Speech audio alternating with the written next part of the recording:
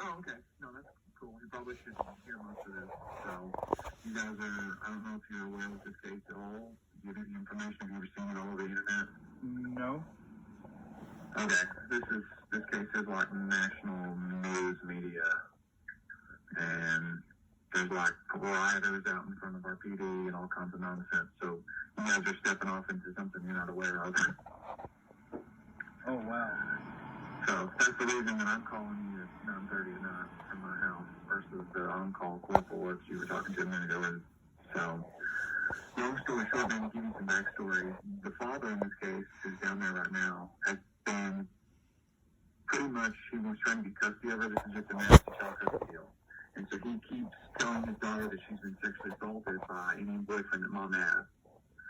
And so she's undergone 11 different medical procedures to see if she's been sexually assaulted, and now we're up to 4 forensic interviews over the course of the last 2 years in a child custody dispute. So every time mom gets a new boyfriend, this is the third boyfriend she has, this is the third time she's been claiming to have been sexually assaulted. The 9-year-old's now getting old enough that she's like repeating things and kind of adding to it herself. So the short version of why I'm telling you all this is she was screened at Frisco on Thursday. She had a forensic interview at the Child Advocacy Center Thursday morning. She was then screened in Frisco Friday by 2 CAC, which are the Crimes Against Children detectives, before she left Frisco. We physically saw her leave because we had to provide them security to even get out of the hotel because there's protesters over this deal. So we are confident she was not sexually assaulted in Frisco. Okay. And with that, what I'm saying is we will not authorize any kind of thing because she was screened on Thursday and on Friday before she left. She was not sexually assaulted. And the story that she's told y'all is the same story that she's been telling about an unknown person coming in and on top of her, and she didn't see who it was and going down on her. That's the same thing that she said every time. Okay. So, I'm sure you're going to want to have your sergeant call me, or you tell me what you need from me. That's basically it. My corporal's right here. He can hear you. Can you hear him? Sure, okay. That was basically it, and I think we went ahead and signed the consent to do it, which we'll take our DA will take the cover for that, but this gives us a little bit more backstory with it. Sure. And then that way we at least cover our bases with, if for some reason she was, then they'll be able to figure all that stuff out. But this does give us a little bit of backstory with all this stuff as well.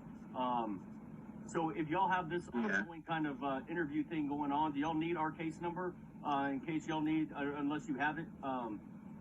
That way you need whatever. Yeah, let me just, can you just email, if I give you my work email, can you send it to a police? Absolutely. And y'all can just send it to me? Yes, definitely. So, I can text it to this phone number, or I can give it to you right now on the phone. Yeah, if you can just text me your name, I already got your sergeant, and your email, and then I'll send you over everything after that. Okay. So, I'm going to put this on your radar because you probably need to tell somebody in your office. He's doing this because they have a court hearing Tuesday morning. So he is going to try to get a copy of her police report after today, and he's going to try to get that into court Tuesday morning because they have a child custody hearing.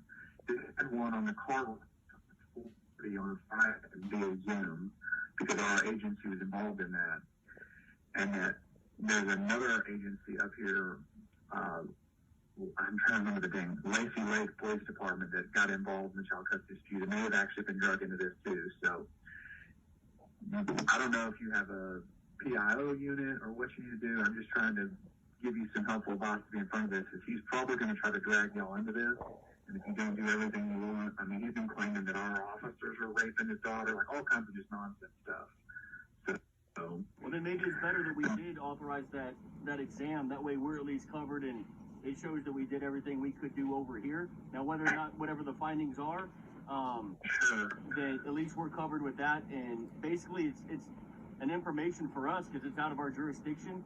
But we're trying to, they kind of walked into our hospital and we're having to deal with it. Yeah, no, I mean, you're at a catch-22 here. You're damned if you do, damned if you don't. The problem is she's had so many sexual assault kits, the victimization of her is getting the exams. This will be the 12th exam she has had. She's 9. And there's no history, there's no evidence, there's nothing. So her victimization is her dad taking her in to get first exams. And we do exactly what you and everybody else has done is you go, oh my God, we got to get a thing exam because we can't risk it. And so that is becoming her victimization, is the sexual assault kits, because her father keeps telling her that she's being raped by an unknown ghost, practically. Like, we don't, there's no person that she ever named specifically. So it's just, that's why we're not going to authorize another one, because we've already done one, plus 2 forensic interviews, plus she was screened by trained detectives, and then we watched them leave our city. Like, we know it didn't happen, at least in Frisco. But I totally get it on your end that you're just covering yourself, because that's, of course, what any agency would do as soon as somebody walks in and says they've been the victim, because that's what we're trained to do. Yeah. So I'm just trying to give you that backstory, because I can guarantee you Tuesday morning they're going to try to get it. I mean, I don't even know if they can get it from your records department, probably not that fast, but they'll probably be trying to get somebody subpoenaed, and it's a nightmare. This is just an absolute lose-lose nightmare. Well, I'm kind of glad we authorized that. That way they can't come back with any kind of media backlash with us, at least, that we didn't do. Well, and I'll tell you, there's no, and I said national media, and I guess I misspoke. The actual news media will not touch this because they know Daddy is a mental health consumer. So Dad believes he was Jesus, tried to start a cult. Like, there's just, and this is all documented, like, years ago. So he's, like, totally nuts. So the actual media won't touch it. But the social media justice warriors are out there about saying that Sophie Long's the victim and the police aren't helping her. Like, we get 1,000 phone calls a day from people all over the country and some even out of the country saying we're a crappy police agency because we're not protecting this child. And we are protecting this child. She needs to do it, mom, not dad. It's just misinformation. Right. And the dad was nowhere to be found today. It was the stepmom that brought her in. I never saw the dad. Stepmom? Yeah, it's a stepmom. Interesting. Okay, well, Dad currently has her, and maybe they're trying something different because Grandma drove her down there. Because when she was in Frisco, Mom stayed in one hotel room with the 2 boys. And then Sophie stayed in an adjoining hotel room with Grandma. So that's who she was with in the hotel room, was Grandmother. Oh. So no one snuck in there and sexually assaulted her, but Grandma's like her safety person. She's like the court-appointed mediator or middle person, trying to take both sides, her safe person or whatever the hell they call it. So, it's just, I don't believe it. Name? I don't remember his name off the top of my head. Okay, I'm going to see if I can look. Call Yeah, Colton. Okay. Yeah, I'm not trying to make this huge, but at the same time, you probably ought to let whoever your night watch commander is just a basic heads up, because what is going to happen is when this is done, Dad is going to get on Facebook and start live streaming and saying, I'm here at so-and-so PD, and they just did a forensic exam because she was raped again, blah, blah, blah. Like, he does it every time. The court has ordered him to have no further communication online, and he gets on every day on Facebook Live, like a 20-minute video where he's videoing people are sending it. They send over $100,000 out of funds. Yeah, I saw that. I'm looking it up right now. So the judge has frozen. The judge has frozen the GoFundMe, so the dad cannot get it. But now he's people to owe him money directly. Oh, goddamn. So now he's getting and they can't do anything about that. If people are stupid and want to send him money, they can. But he's not going to get the GoFundMe. And now they're saying that she's got, like, that came from the nurse. They said that she had,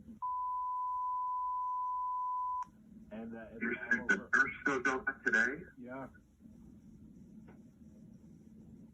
I don't know. I mean, I'm not going to get involved in that one.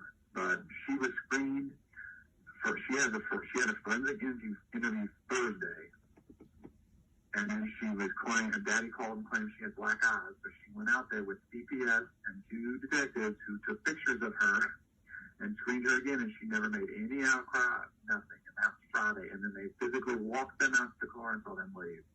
I don't know what's going on with her. She's got that. So I didn't know anything about that information. Yeah. The nurse that she be? Yeah, and I don't know where the nurse is getting that from. There's no way she can know that without doing it. Well, I take that back. I don't know. I mean, I'm not going to persuade, I'm not a nurse, so Yeah, I don't want to speak about something. I'm not sure what she saw. you could tell the nurse kind of knew her what she was doing, because she didn't know anything about a SANE exam. But she was saying that there was some.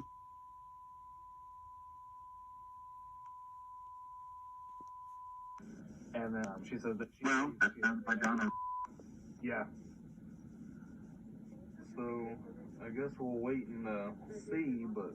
I mean, she didn't have, they did a medical exam on her less than a week ago over here before they did the forensic interview. And what they reported to where us have you is guys? that it happened anywhere between the 27th and Friday at the hotel because the mom rented the 2 rooms and that she was allowing men to come into that room. Yeah. The whole family's there. We have security sitting on them over this deal. Yeah, so there's no way. Well, that's what I mean is like, I already said it twice. She was checked Thursday and Friday, but whatever. Yeah, just, I'll text you my email here in a second and we'll just, this is one of those notes when he gets online and claims all kind of stuff, but we'll just deal with it then. So you got my number here. If y'all need something, you can call me. Yes, sir. I appreciate the heads up. I'll go ahead and save your number. Awesome, man. I appreciate y'all. Yes, sir. You take care. Bye, man. Thank you. Bye.